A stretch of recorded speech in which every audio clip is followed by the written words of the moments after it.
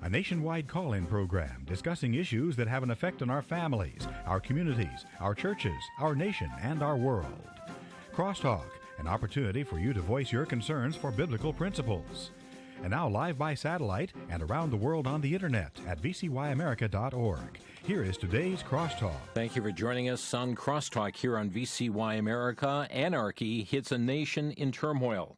Minneapolis, Minnesota has been the epicenter of protest over the death of George Floyd, who died last Monday evening after a police officer dug his knee into his neck as he lay cuffed face down on the pavement. He continued even after George Floyd begged him to stop gasping many times that he was unable to breathe. Others around pled with officers to get off him. Even when coming to his aid of George Floyd, officers rebuffed the citizens. Well, as the emergency medical technicians came, the body of George Floyd was limp as he was put on a gurney. Protests began peacefully but turned into uncontrolled rioting and looting, not just in Minneapolis but in major cities across the nation. In Jacksonville, Florida, rioters slashed the neck of a police officer. A synagogue in Los Angeles was vandalized with anti-Israel graffiti. In Chicago, a lawless mob dragged police officers around and Nashville, one was caught in the act of torching Nashville City Hall. Rochester, New York, an elderly couple was beaten while trying to protect their store. In Oakland, a black federal officer was killed. In Washington, D.C., the historic St. John's Church was set on fire. The Department of Veterans Affairs was damaged. Numerous Secret Service officers injured. Police robbed stores in broad daylight in Philadelphia and Santa Monica. Police cruisers have been burned all across this nation. Arson, riots, mayhem, literally anarchy all across this nation as man does that which is right in his own eyes. Joining us today here on Crosstalk, we welcome Jim Corey, editor of Conservative Base. He's the founder and CEO of Corey Associates, a homeland security, public safety, and political consulting firm. He's formerly fifth vice president and now a board member of the National Association of Chiefs of Police. Jim, thank you for joining us today. Oh, good to talk to you again, Jim. Jim, you've been in law enforcement for many years. We're going to have you just unfold this scenario for us through your perspective. What has brought us to this point? Well, apparently that video is what ignited this whole incident. It was a clear video. There doesn't seem to be any let's wait and see what happened before, or let's wait and see what occurred afterwards. The video has driven this, I think, to this extreme, what we're seeing across the country. And what we're seeing is a police officer, sworn officer of the law in Minneapolis, using what I consider is deadly force in a situation where you don't use deadly physical force. And one of the things, let me just correct something. Everyone's saying that he was using martial arts. Well, not everyone, but a large percentage of the media were saying he was using martial arts, and there's a call in a lot of locations throughout the country to ban the use of unarmed combat techniques, martial arts, whether it's karate or the Israeli version of martial arts, Krav Maga, or any of the other unarmed techniques that are used to control a suspect. He did not use anything even resembling martial arts. What he did was apply pressure to the side of George Floyd's neck, and it looks like he had his knee right on his carotid artery, which would cause, under an extended period of time, I believe it was about 8 minutes, they estimated it, that would have caused, even if he did not die, he probably would have suffered from brain damage because he was being denied blood circulation to his brain. Yeah. And so, this was just one case really overly excessive force being used by a police officer. And we've done our own investigation because you really can't go by what you're seeing on CNN or MSNBC. Everybody's got an opinion, and everybody is mugging for the cameras, including the protesters. I mean, everybody wants their own reality show sometimes, it seems. Yeah. They are mugging for the cameras. If the media packed up today, there would be nothing happening tonight. But they're not going to pack up because they are actually getting ratings based on this incident. And I find it appalling the things that are being said about cops, about our president, about white people.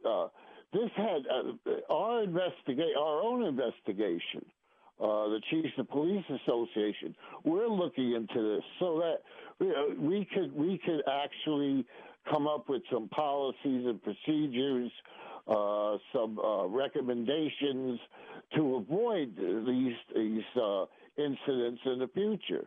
And our investigation shows, number one, that these two men knew each other prior to their confrontation. Police officer Derek Chauvin, who's the white police officer, and the black security guard, George Floyd, both worked at the same club in Minneapolis. It was a nightclub, El Nuevo Rodeo Club was the name of it, in Minneapolis, and they both were working security. Mostly at the door. And we've seen that. We used to call them bouncers. Now they're called security guards. And both of them worked there. And according to the owner, this guy Chauvin was overly zealous when using force in a lot of situations, while George Floyd was able to handle it without extensive physical force. He was able to talk to the patrons and calm them down. And as we believe that when Derek Chauvin was fired by the owner because of his excessive use of force and his attitude, apparently he's a bully. That's just his way of getting over on people. He acts as a bully. He was terminated, and he blamed George Floyd for his termination because people were always telling him, "Why can't you be like George? Why can't you be like George?" So these two men knew each other prior to this incident. So the reason I wrote the article is it seems to me it's more of a workplace violence incident, even though it didn't occur at the scene at the club, but it was related to a job. Chauvin lost his job, and in his mind, he may believe he lost it because of George Floyd. But that's a very interesting perspective, Jim, that's really not coming out through other sources, because it is being reported, though, that this former officer now, Derek Chauvin, has been charged with third-degree murder, manslaughter as well, but he's been flagged for misconduct several times. So it sounds like not only misconduct on the police force, but misconduct, evidently, in other security jobs as well. Yeah, I believe that his background is that of a bully. And unfortunately, a lot of police departments still suffer from having guys on the job who are bullies. They take pleasure and inflicting fear or even pain in suspects. I don't think it has anything to do with the color of someone's skin. The club itself was mostly Hispanics who went there. They played a lot of. In fact, the name of the owner was Maya Santa Maria. She owned the club, and she is the one who terminated Chauvin based on his own behavior.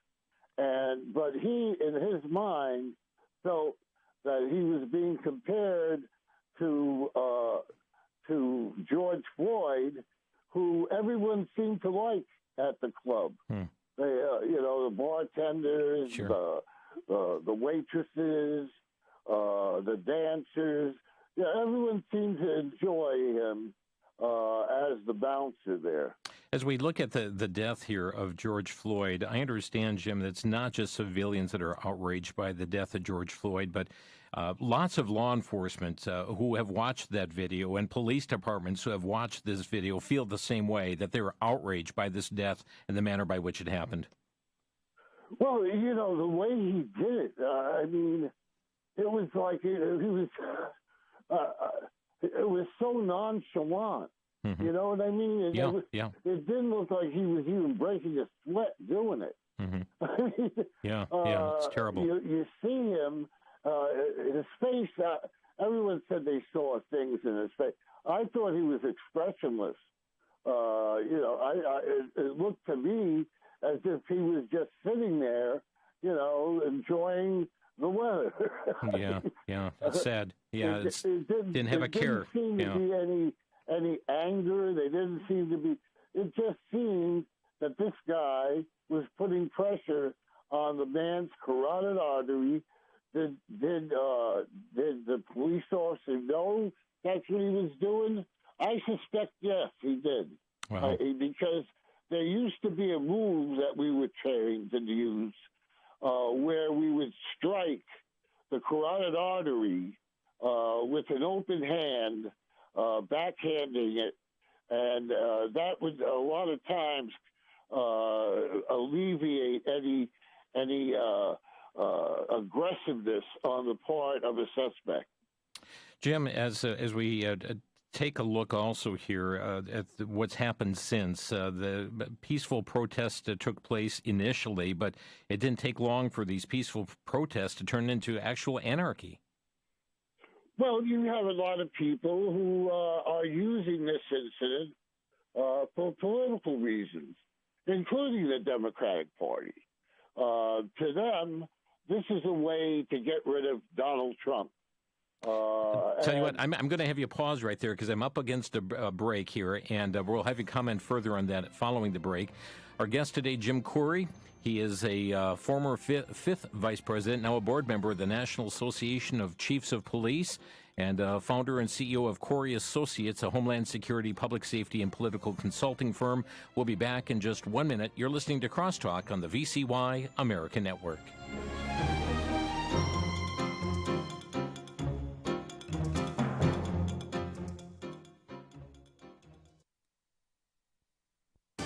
Back to Genesis with Dr. John Morris, popular creation speaker and author with the Institute for Creation Research. Dr. Morris, this might seem simple, but where did music come from? Chris, music is an integral part of being in the image of God. The early chapters of Genesis reveal that just within a few generations of creation, men were constructing musical instruments, both wind instruments and string instruments. Soon we see that even this was perverted. Lamech, one of the patriarchs, even sang a song boasting of his adventures and murderous prowess. Musical instruments have been found from soon after the flood. Even Neanderthal fossils are found in conjunction with musical instruments. You see, Chris, the evidence that we find supports the biblical truth of creation. Even music started back in Genesis. To learn more about creation, get our free DVD called That's a Fact. Visit our web store at icr.org/store and use the promo code FACT at the checkout when ordering your That's a Fact DVD.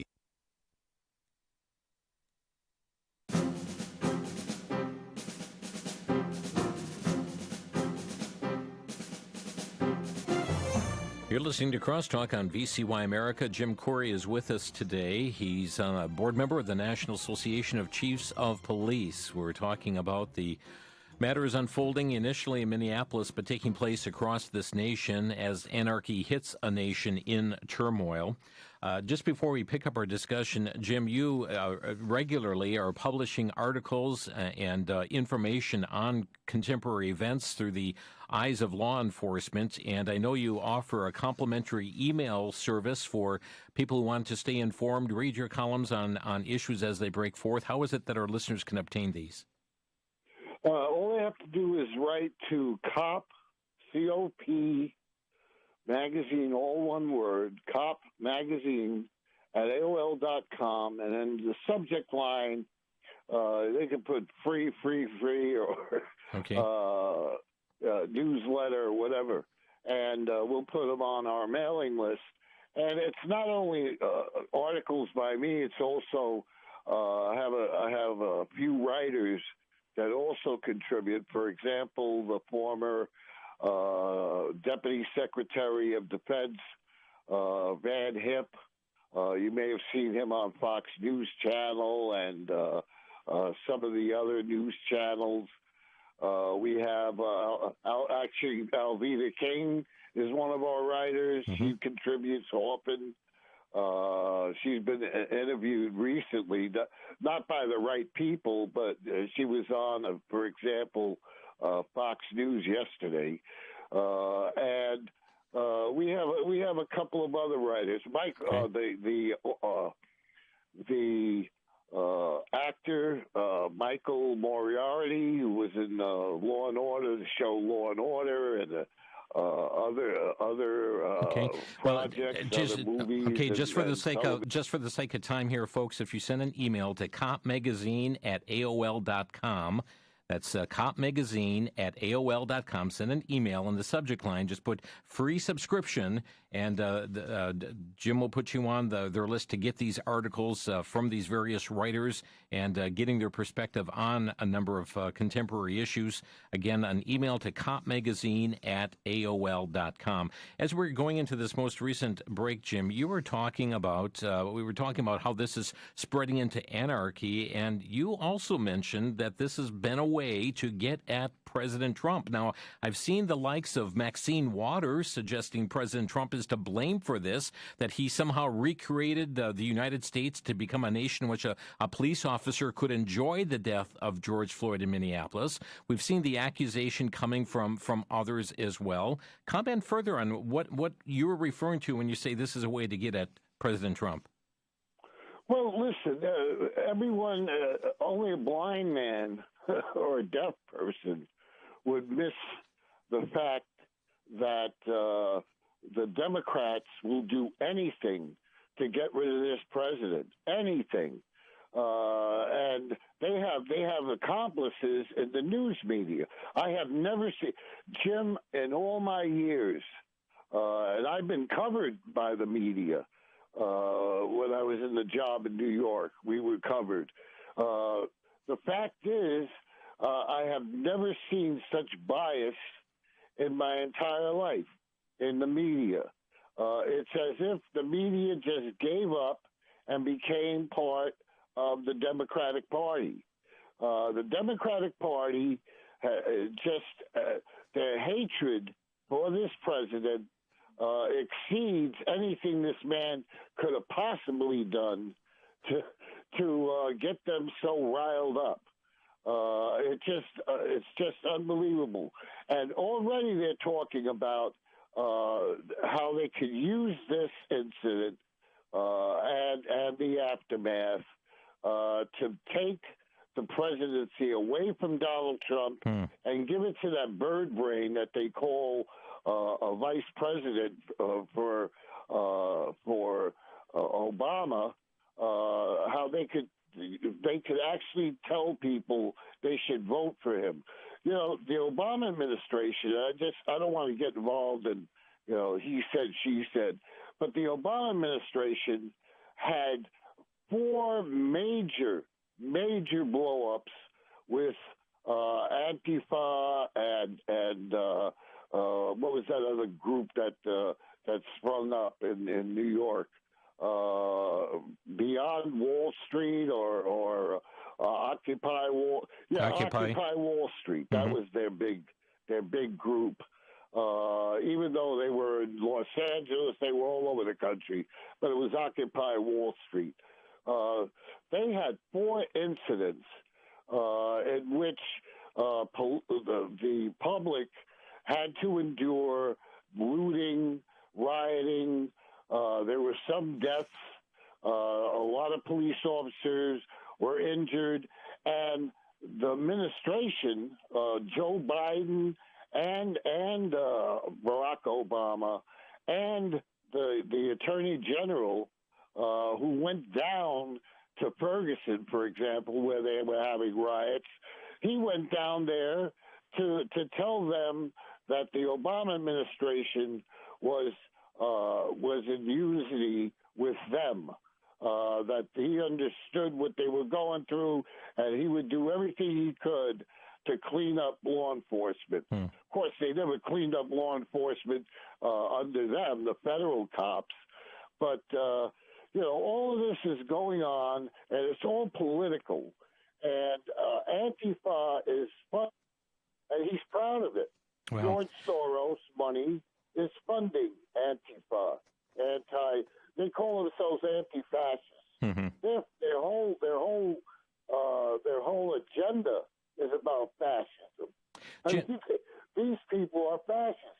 They remind me of the brown shirts. If anyone studies the rise of Adolf Hitler in Germany, you could actually see some of the tactics being used. Jim, what is your reaction to how mayors and governors are responding to this uncontrolled rioting, the arson breakouts, how they're responding to the throwing of the bricks, the destruction of businesses? I mean, we've seen businessmen and women just weeping that they poured their life savings just gone in their business. What your reaction to how the mayors and governors are responding to this? I think they're cowardly, to tell you the truth. They are only caring about their political futures. They're not caring about the people that they serve. They're not caring about the Constitution they swore to uphold. They're not caring about their country. They only care, and if you look at all the mayors and governors who are really allowing this to take root, these protests and the violence and everything else, the ones who are allowing this to take root in our society are Democrats. And I'm always reminded, and a lot of people don't even know this, I'm always reminded of Malcolm X, the civil rights icon, back in the 1960s. He said that any black man who could be proud of voting for the Democrats is a traitor to his race, and he's a chump, because the Democrats for years and years, for decades, have been promising to rescue these poor people out of their ghettos and their slums. And yet every 4 years, it's the same old story, or every 2 years for congressmen, it's the same old story. We got to do this and we got to do that, and they get elected, and that's it. You don't see them again for another 2 years or 4 years. We've also got the likes of Colin Kaepernick. You've got Hollywood stars that also seem to be fanning the flames of riot, mayhem, etc. I don't know why we pay so much attention to those bird brains. I really don't. I've met a lot of actors and actresses in my career. I met George. Well, I don't really want to mention their names. Yeah. Why bother? I'm not going to mention their names. But I've met a lot of big shot Hollywood types, and they don't strike me as that bright, okay? They don't strike me as somebody that I'm going to get my news from or listen to their opinions, because most of them, they're chanting what they think people want to hear. Jim, right? It's all about favorability. I want to play a clip from a news conference that was held this past Saturday. This is the U.S. Attorney General William Barr. Afterwards, we'll get your comment. Comes from our commitment to the rule of law. The outrage of our national community about what happened to George Floyd in Minneapolis is real and legitimate. Accountability for his death must be addressed and is being addressed through the regular process of our criminal justice system, both at the state and at the federal level. That system is working and moving at exceptional speed. Already, initial charges have been filed by the state. That process continues to move forward, and justice will be served.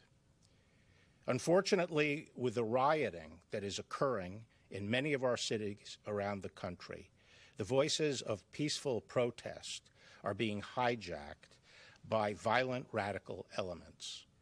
Groups of outside radicals and agitators are exploiting the situation to pursue their own separate and violent agenda. In many places, it appears the violence is planned, organized, and driven by anarchic and left extremist groups, far left extremist groups, using Antifa-like tactics, many of whom travel from outside the state to promote the violence. We must have law and order on our streets and in our communities, and it is the responsibility of the local and state leadership in the first instance to halt this violence. The Department of Justice, including the FBI, the U.S. Marshals, the ATF, the DEA, and our 93 United States Attorney's Office, U.S. Attorney's offices around the country, are supporting these local efforts, will continue to support them, and take all action necessary to enforce federal law.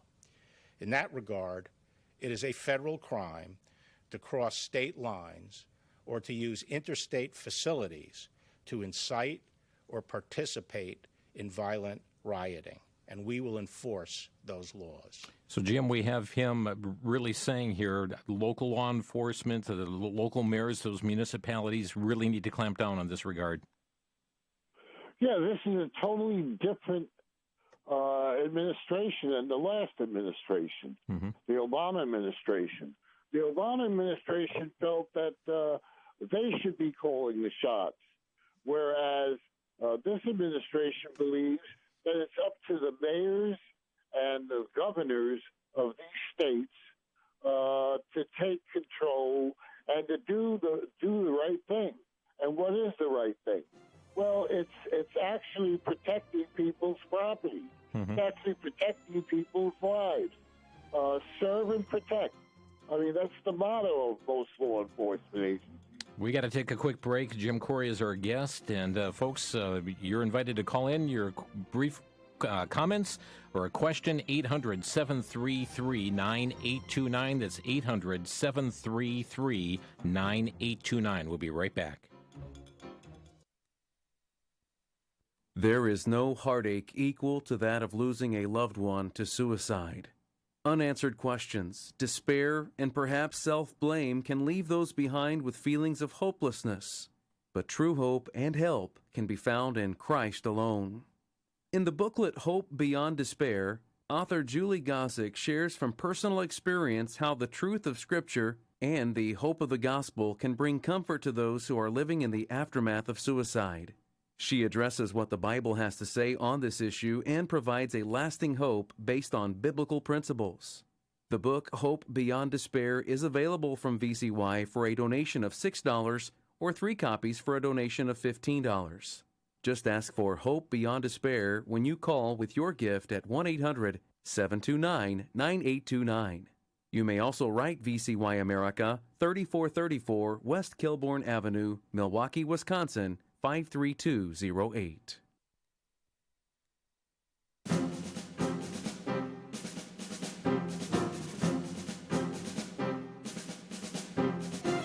Our guest today, Jim Corey, editor of Conservative Base, but founder and CEO of Corey Associates. It's a Homeland Security, Public Safety, and Political Consulting firm that is. He is a board member of the National Association of Chiefs of Police, and we're talking about anarchy hitting a nation in turmoil. We're talking about the death as well of George Floyd and matters that are pertaining to it. If you'd like to receive his columns, all you have to do is send an email to copmagazine@aol.com and ask for a free subscription, copmagazine@aol.com. He'll put you on that email list. Let's go to the phone lines. We've got Rich calling in from Burlington, Wisconsin. Rich, you're on the air.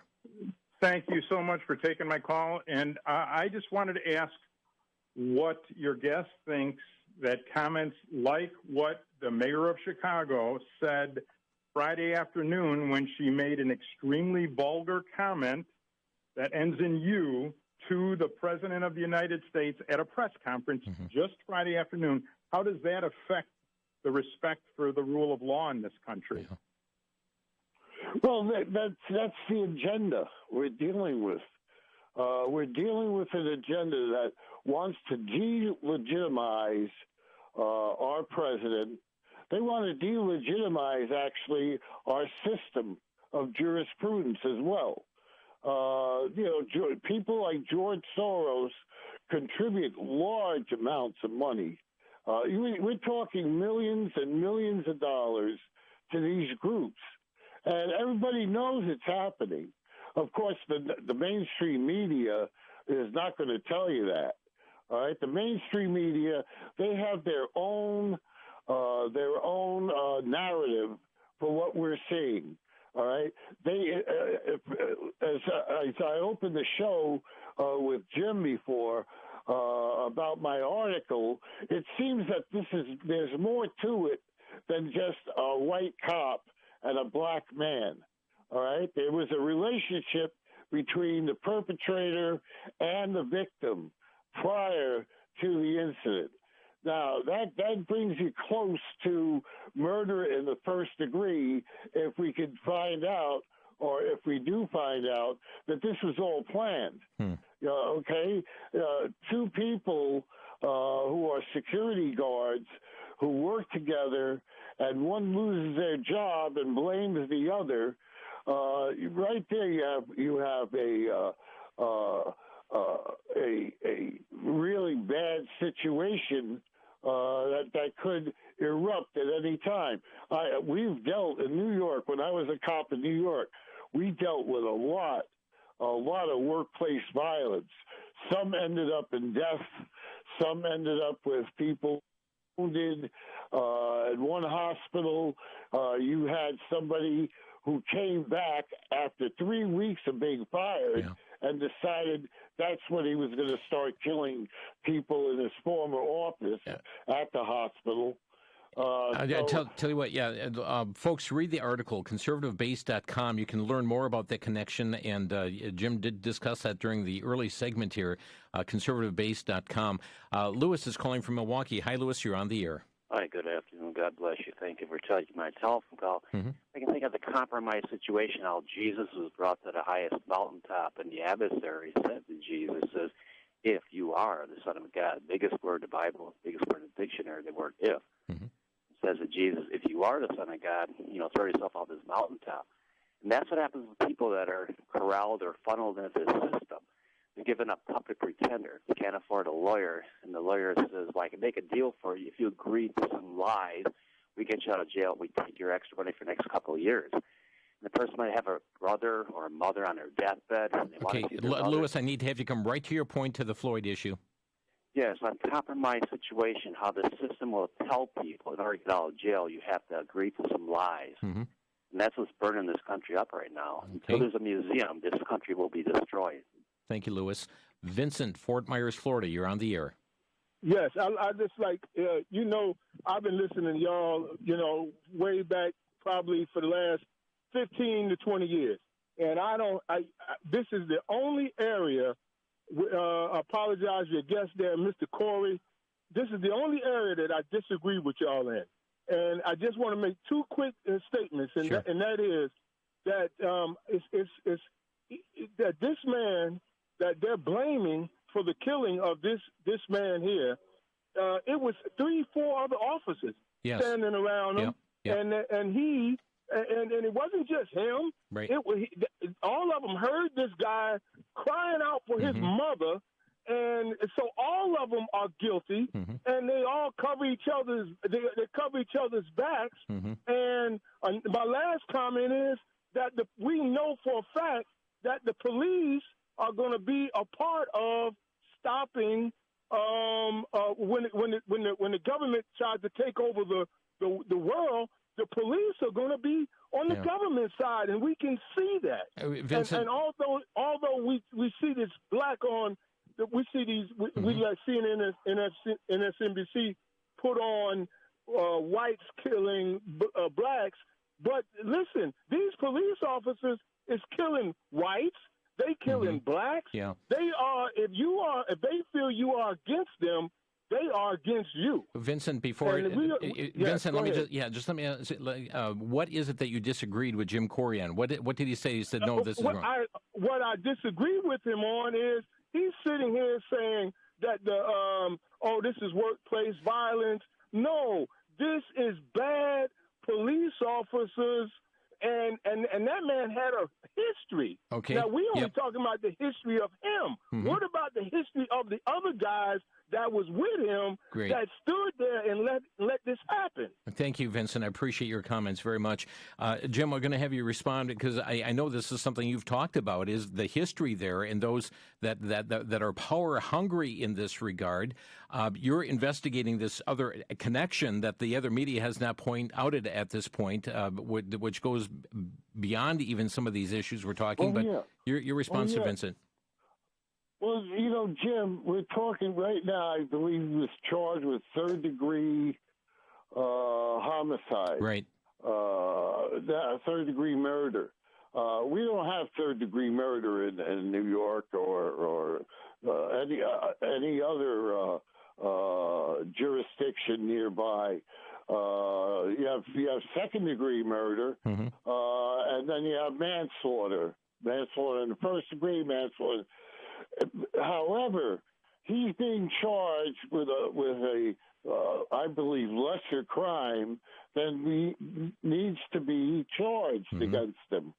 For example, if he knew the guy before he killed him, and this happened to be a personal thing, not part of his job, all right? That's what they're going to say. That was part of his job, the way he was trained or whatever. They're going to say whatever they can to get this guy off the hook, his lawyer. And that's his lawyer's job. I understand that. But if we go to the fact that they worked together, that they knew each other, that there is an ulterior motive for why this black man is dead right now and this cop is under arrest, we could see maybe a murder in the first-degree charge, which is a lot more serious than third-degree murder. Vincent also brought up the issue of 4 officers involved here, and it's not just the one whose knee was on his neck, but the other officers, some also who had been kneeling on him, but others even stopping bystanders from coming to his aid. Well, you don't want people, you don't want to turn it into a riot scene either. I don't know what went through the mind of those 3 other police officers. Should they have been fined? Yes, because they knew the nature of the situation. Possibly they even knew who the victim was prior to the situation. We don't know what was spoken before. We don't know what was said before the incident occurred. Maybe Chauvin, police officer Chauvin, said something to the other 3 cops about this George Floyd, and that could be used as evidence. These 3 guys, they lost their job. They're out of law enforcement, and they'll never have another law enforcement job. Yeah. Let's go to Andrew in Hattiesburg, Mississippi. Andrew, you're on the air. Hey, good afternoon. The first break you took, you had that commercial about Jesus calling the children, and that just threw a verse on me for this whole business about being still and knowing that I'm God. Mm-hmm. And I think that's very appropriate during this time of confusion. But I wanted to ask, with this Antifa thing and with all this rioting and unrest, and could be an ultimate crackdown on a bigger scale than we've ever seen, where does that leave law-abiding people? Yeah. Thank you, Andrew, for that. And it's a valid question because law-abiding people, where does this lead them, Jim, when they see such actions being taken place? Well, a lot of people are probably now, the minute the store is open, are going to go run and purchase more firearms and purchase more bullets. All right, they're going to purchase more ammunition. You're going to see, we have about 100,000 people in this country. 100 million people. I'm sorry, 100 million people who own up to almost 500 million weapons in this country. All right? Those are the last statistics we heard from the NRA. I mean, that's a lot of firearms in the hands of private citizens. And they have some fears. They see that law enforcement is not going to come and protect them. They see that law enforcement is actually protecting the reputations of these schmuckleby politicians that the only thing they're good at is getting elected. And, people are looking to protect themselves. Let's get out to California, Garden Grove. Sharon, you're on the air. Yes. Actually, my question was in line of the last caller. It's just that given that we have heard threats from these individuals that they're going to start coming to the suburbs, and we already see evidence of them going to places like Beverly Hills, and given that when seconds count, police are only minutes away, I was wanting your guest to give his advice as to what people should do, what he would recommend that citizens do to protect themselves. Thank you, Sharon. Jim, you have 30 seconds here. Okay, well, a lot of people are going to be upset when I say this. You need to have access to weapons because, again, the cops apparently are not going to do anything because their bosses are telling them not to, especially California. Beverly Hills, I mean, I've been to California, and it's a beautiful, beautiful area in Beverly Hills. But if the cops are not going to prevent the bad guys from coming there and doing what they feel like doing, I mean, right now they're hitting stores, they're hitting businesses. Tell you what, you Jim, go to Beverly Hills, you're going to hit houses. We're going to have to leave it there, up against a break here. Thank you, Jim, for being with us here today on the broadcast. Oh, thank you. Thank you, Jim. And again, folks, you can send an email to compmagazine@aol.com. And in just a moment, we're going to be hearing a spiritual perspective on this. Dr. Tony Evans, back in a minute.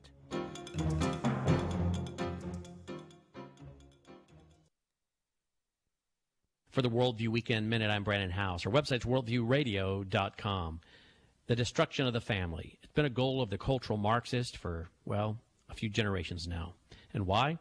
Because they understand that the family is the incubator for passing on the values that maintain a constitutional republic and our liberties and our freedoms. John Adams understood this on an entry dated June 2nd, 1778. He said, quote, "The foundation of national morality must be laid in private families. How is it possible that children can have any just sense of the sacred obligations of morality or religion if, from their earliest infancy, they learn their mothers live in habitual infidelity to their fathers, and their fathers as constant infidelity to their mothers," end quote. In other words, they understood that the value of right and wrong, the laws of nature and nature's God, the foundation of a constitutional republic, must come from the family.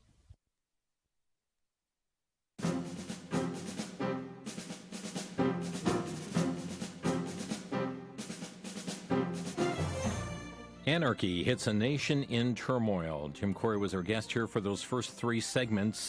During this final segment, I do want to air an email message that was sent to us here by Tony Evans. You'll hear that momentarily. Before that, though, Courtney Ross, who is the fiancée here of George Floyd, had issued a statement. She was being interviewed on WCCO News out of Minneapolis, and she spoke out on the violence that has ensued. Here's what she had to say in brief. You can't fight fire with fire, you know? Everything just burns. And I've seen it all day today. People hate. They're hating. They're hating. They're hating. They're mad. And he would not want that. He wouldn't. He wouldn't. He would give grace. He would. I stand on that today he would still give grace to those people. Wow. Interesting statement. And folks, again, that's a reminder of the spiritual battle that we are in this nation, how badly people need the Lord. And I would like to air a statement that was made by Tony Evans, senior pastor of Oak Cliff Bible Fellowship, as he spoke out on this matter. Well, hello, friends. It would be remiss of me to not say something about the events that have affected us all recently in light of what's happened in Minnesota with the loss of the life of George Floyd. It was tragic to see this man's life ebb away as it did.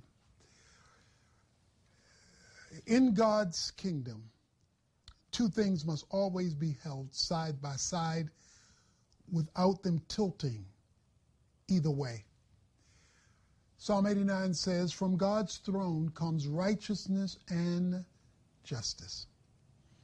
You never choose righteousness or justice. You always have to have them walk as twins side by side. Righteousness is God's moral standard of right and wrong based on what he has revealed. Justice is the equitable and impartial application of God's moral law in society. God wants us to be right with him, but he also wants us to be right with each other. And whenever we choose between the two, then we miss the heart of God. God is concerned about the life in the womb, the right to life of the unborn. But he's also concerned about justice to the tomb. God is interested in a whole life agenda, not a term agenda. And what this situation has manifested is the brokenness of our nation on a lot of levels. Yes, we have individuals' decisions being made, but we also have a culture in crisis based on a crisis history that has gone largely unaddressed as it needs to be addressed fully in our personal lives and in the systems that operate in the culture. But at the core of all of this is a spiritual problem. And that's why the church has got to be the leader in fixing it. In fact, it is the church to a large degree, maybe the largest degree, that caused it. Our failure to be the comprehensive people of God with righteousness and justice has opened the door for many of the things we've not been able to resolve and for much of the hopelessness that comes from it. God is waiting on the church, because if he could ever fix the church house, he could do something at the White House and the House of Congress and the governor's house and all the other houses of society and culture that need healing and help. But if we have defined our faith by Sunday only and not by Monday, Tuesday, Wednesday, Thursday, Friday, and Saturday as well, then we've missed the heart of God, and we've missed what the church has been called to do in representing the kingdom up there in the chaos down here. So whether it's the loss of a life in Minnesota or the loss of many lives in Chicago, whether it's the hopelessness that breeds this, whether it's racism or discrimination or inequity or irresponsibility. Whatever it is, that's a spiritual issue. And that means that we've got to set a new atmosphere. We've got to set a new environment, and the church has got to step up and speak up. This is not a time for silence. This is a time for clarity in love. The scripture calls it speaking the truth in love. It's time now for the Church of Jesus Christ to speak with one voice about justice and righteousness, and to do so with healing in our hearts. That must be the goal. And yes, even where forgiveness is appropriate, that must be the goal. Because if we don't do it, the society can't do it. Let's pray. Father, I pray for the Floyd family, the hurt, the loss, the pain, and how that pain is spread to so many others. But I also call for responsible response so that we're making things better and not making things worse. Lord, I pray for the families who lost loved ones in Chicago and then in other places, but because of the massive loss of life there, that you will raise up the hope givers who will provide leadership and responsibility so that lives are saved, families are strengthened, so that the church is influential and the culture is helped. Dear Lord, demonstrate your greater glory. Use this social pandemic to bring about a vaccine of spiritual healing that our communities, our culture, and even the church desperately needs. In Jesus' name, amen. Dr. Tony Evans speaking on us being a culture in crisis, that the core, ladies and gentlemen, is a spiritual issue. He called the church to be the church, and if we don't do it, society cannot do it. The answer, my friend, to all of this is Jesus Christ. Thanks for joining us on Crosstalk.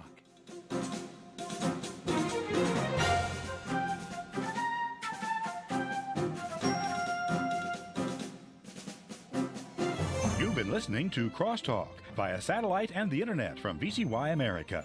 Views expressed may or may not be those of this station. For a CD of today's program, send a donation of $6 or more to VCY Take Ministry, 3434 West Kilbourne Avenue, Milwaukee, Wisconsin, 53208, or download by RSS or podcast from CrosstalkAmerica.com. And join us again for Crosstalk.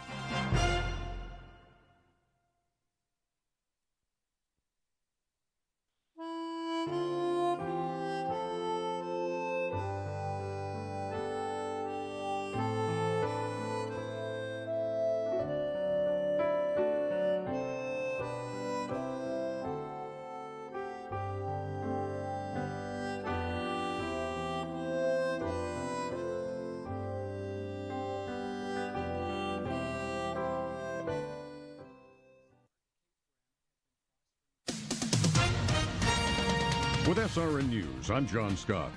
The attorney for George Floyd's family is expected to announce findings today of an independent autopsy into his death, a week after a Minneapolis officer held his knee on Floyd's neck for several minutes.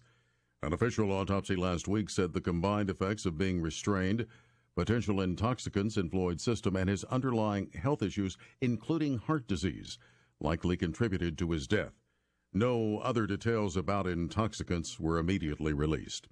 A Washington, D.C. area pastor says white Americans are wrong when they downplay police killings of blacks by stressing high levels of black-on-black violence. They often say,